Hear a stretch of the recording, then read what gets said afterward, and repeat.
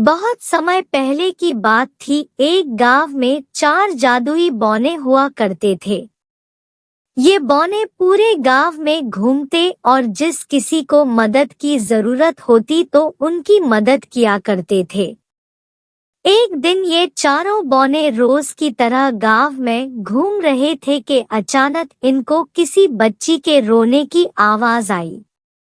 जैसे ही बौनों ने अंदर झांक कर देखा तो एक प्यारी सी बच्ची कपड़े धोते हुए रो रही थी और पीछे से किसी औरत के चिल्लाने की आवाज आ रही थी।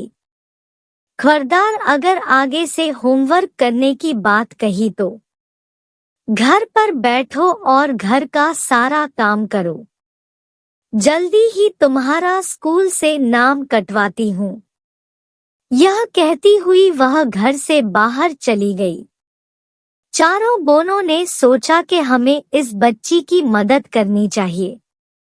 फिर क्या था, उनमें से एक बोना बिल्ली में बदल गया और रसोई में रखा दूध पीने लगा। जैसे ही लड़की ने बर्तन गिरने की आवाज सुनी तो वह भागकर रसोई में गई और बिल्ली को देखकर बोली, रुक जा बिल्ली, चोरी मत कर। चोरी करना गलत बात होती है। मैं तुझे अलग से दूध दे देती हूँ। अगर मेरी माँ को पता चल गया कि बिल्ली ने दूध झूठा कर दिया है तो वो बिना सोचे समझे पता नहीं क्या सजा दे मुझे। यह सुनकर वह बिल्ली बोली, मुझे आज तक किसी ने ऐसा नहीं बोला। हर कोई मुझे मार कर भगा देता है। तुम बहुत नेक दिल की लकड़ी लगती हो, लेकिन तुम रो क्यों रही थी? बिल्ली के पूछने पर लड़की ने दुखी चेहरा बनाते हुए बोला, मेरा नाम शाइनी है। यह मेरी असली माँ नहीं है। यह मेरी सौतेली माँ है। मेरे पापा काम से अक्सर बाहर रहते हैं। माँ मेरे साथ बहुत बुरा बर्ताव करती है और पापा मेरी बात का विश्वास भी नहीं करते। इसलिए मुझे माँ की बातों का बहुत बुरा लगता है। अगर मेरी असली माँ होती तो मुझे इतना बुरा भला ना कहती और मुझे पढ़ाई करने से भी मना नहीं करती। यह सब सुनकर बिल्ली ने दूध खत्म किया और वहां से चली गई और शाइनी अपने काम करने के लिए जाने लगी। जैसे ही उसने दूसरे कमरे में प्रवेश किया, उसने देखा कि सारा कमरा एकदम साफ था। कपड़े धुलकर प्रेस किए हुए पड़े थे। कमरा एकदम साफ था। ये देखकर शाइनी ने बाकी के कमरों की भी सफाई कर डाली। कुछ समय बाद जब उसकी माँ आई तो घर का बदला रूप देखकर वह हैरान रह गई। उसे विश्वास ही नहीं हुआ कि ये सब इतने कम समय में कैसे हो सकता है। यह सब जानने के लिए अगले दिन शाइनी की माँ ने जानबूझकर पूरे घर में कचरा गिरा दिया और सारे बर्तन गंदे कर दिए और शाइनी को गुस्से में बोली, मैं एक जरूरी काम से बाहर जा रही हूँ। अगर ये सब काम 2 घंटे में पूरा ना हुआ तो आज रात को खाना नहीं मिलेगा।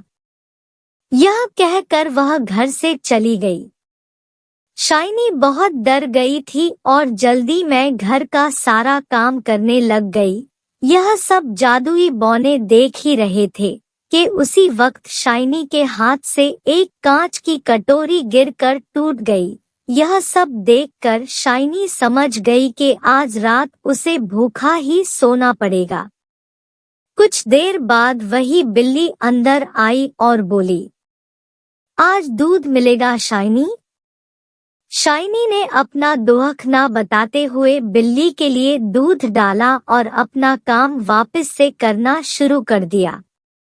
यह सब शाइनी की सौतली माँ देख रही थी। उसने देखा कि जब तक वो बर्तन साफ कर रही है, पीछे से कुछ बौने घर का सारा काम कर रहे हैं।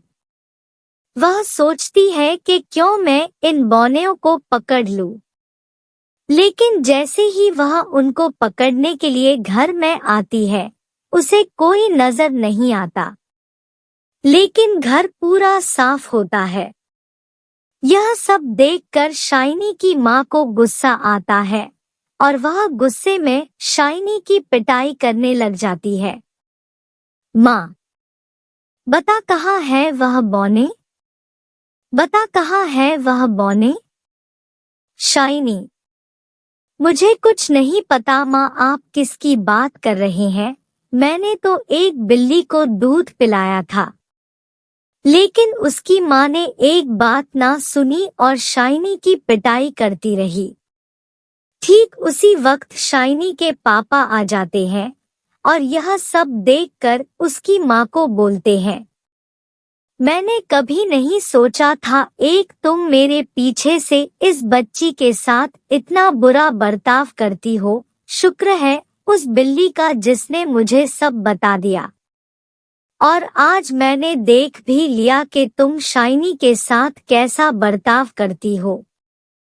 मगर आज के बाद तुमने इस बच्ची को हाथ भी लगाया या पढ़ाई करने से रोका तो मुझसे बुरा कोई ना होगा।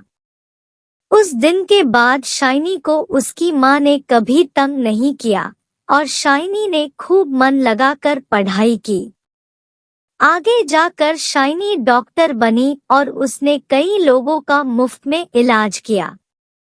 कहानी से सीख। कहानी से ये शिक्षा मिलती है कि अच्छा करने वालों के साथ कभी बुरा नहीं होता।